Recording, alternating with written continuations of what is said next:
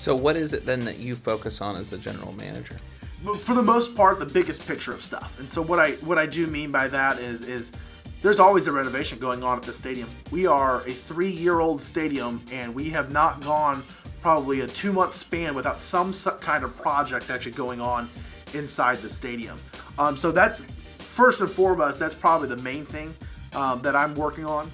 The other thing too is actually having that relationship with the team and with minor league baseball, major league baseball themselves. And so doing a lot of work with them, setting up their initiatives, and then being very community focused. That's something that's very important to us, and a big part of this role is taking, you oversee all aspects of the business. So that's every revenue, every expense. You're there to answer for that. You obviously have people that are doing those purchases, but when it boils down to it, you're responsible for all that. It's taking that business and translating it to the community to tell them the story of what is going on inside their stadium.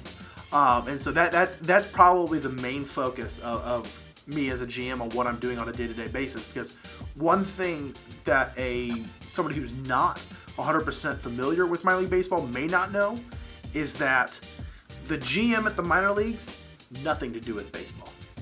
And that's, that can be surprising to some people. And sometimes when there's 5,000 people in your stadium, you don't have time to explain that to every single person.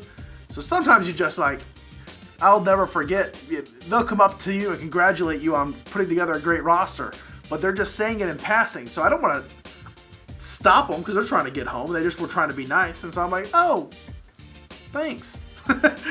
So that's the other thing too, is that from this position, it's not actually worried about the X's and O's of baseball. You're quite literally just going from the business perspective and most importantly the community perspective.